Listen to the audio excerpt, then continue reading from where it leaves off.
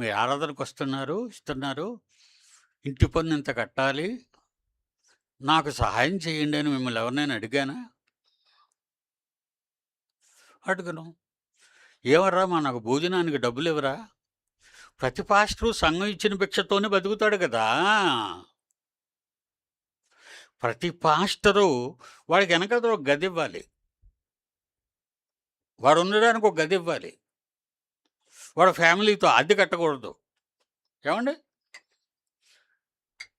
నెలకొక 25,000, 50,000 జీతం ఇవ్వాలి.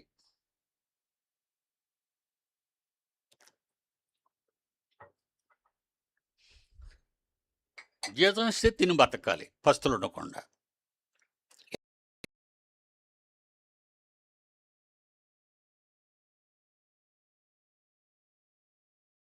ఏమండి?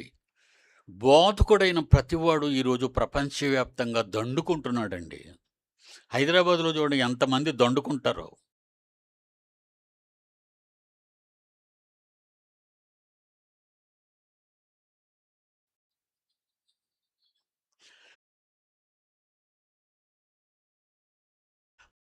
దశంభాగం ఇచ్చేయండి, దశంభాగం ఇచ్చేయండి,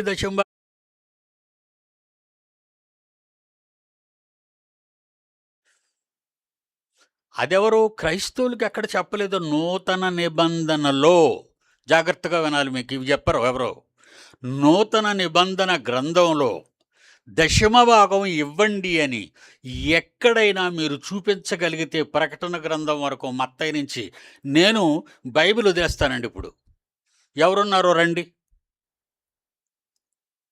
ఎవరు చూపించగలరో చెప్పండి. ఈ నా మాటలు వింటున్న వాళ్ళల్లో మీరు ఎవరైనా దశంభాగం చందా ఇవ్వండి అని బైబిల్లో రాయబడిందా? పాత నిబంధనలో రాయబడింది. పాత నిబంధనలో ఉన్నది నువ్వు కాదురా బచ్చా, వాళ్ళు ఇశ్రాయేలీలు. వాళ్ళు ఎక్కడున్నారు?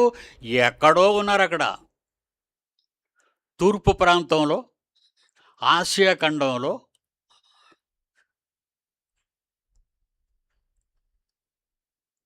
యూదులు అన్నారు, ఇశ్రాయేలీలు అందరూ లేరు, పోయారు అందరూ. 10 గోత్రాల వారు పోయారు.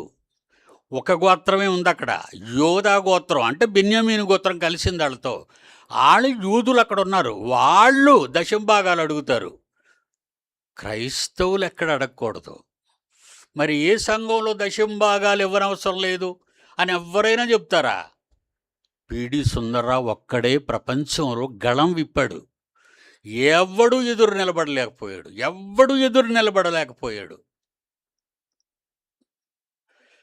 ప్రియులారా,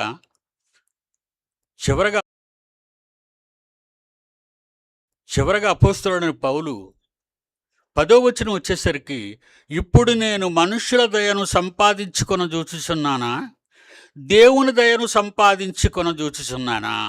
నేను మనుష్యులను సంతోషపెట్టగోరుచున్నానా? మంచి బోధలు చేసి మిమ్మల్ని పొంగిస్తాను అనుకుంటున్నారా మీరు? నేను మనుష్యులను సంతోషపెట్టగోరుచున్నానా? దానికి చివరగా అంటాడు చూడండి, ఎలాంటి అలర్ట్ వార్నింగ్ ఇచ్చాడో. నేనిప్పటికీ మనుష్యులను సంతోషపెట్టువాడనైతే క్రీస్తు దాసుడను కాకపోవుదును.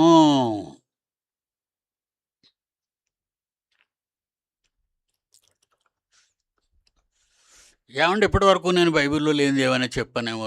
రండి, ఎవరైనా బయటికి వెళ్ళి ఇష్టం వచ్చినట్టు వాగుతున్నారు. రండి, ఎవరైనా రండి, 4వ ఫ్లోర్కి రండి, పర్వాలేదు. మీ పొగరు అణిచేస్తాను. నా దగ్గరికి ఎందుకు ఎవరు రారు? కొత్త సంగతులు చెప్తారా మీరు? కొత్త సంగతులు చెప్తారా బైబిల్లో లేనివి? ఖబర్దార్. ఇంకొకసారి బీఓఐలో చదువుకున్నవారు, పట్టభద్రులైన వారిని హెచ్చరిస్తున్నాను. మీరెవరైనా భారతదేశంలో బైబిలుకు భిన్నంగా కొత్త సంగతులు చెబితే వాడి గురించి నాకు వెంటనే తెలియజేయండి.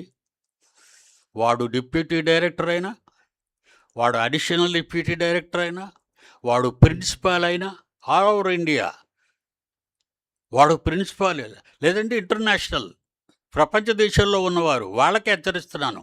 బైబిల్లో లేనిది ఎవడైనా బోధిస్తే వాడి గురించి నాకు వెంటనే సమాచారం అందించండి.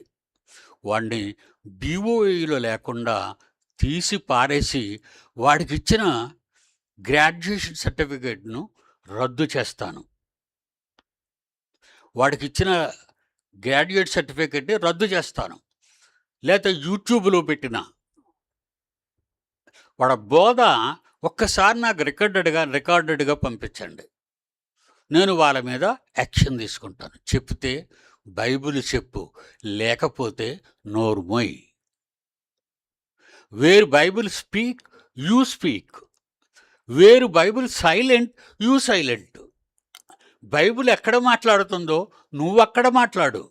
బైబిల్ ఎక్కడ మాట్లాడదో నువ్వు అక్కడ నోరు మూసుకోవాలి. బైబిల్ చెప్పనిది చేయటం కాదు, చెప్పడం కాదు. వద్దు, ఈ దొంగ బాధలు చేయకండి, దొంగ బాధలు నమ్మకండి, చెప్పేవాడిని నమ్మకండి, వినేవాళ్ళు మోసపోకండి. ఎందుకంటే ఇలాంటి సువార్తను, తప్పుడు సువార్తను విని చాలామందిని చెడుపుతున్నారు వీళ్ళు బయటికెళ్ళి. God bless you. ఇప్పుడు మనం ఇంటర్నేషనల్ యాంథమ్ పాడదాం.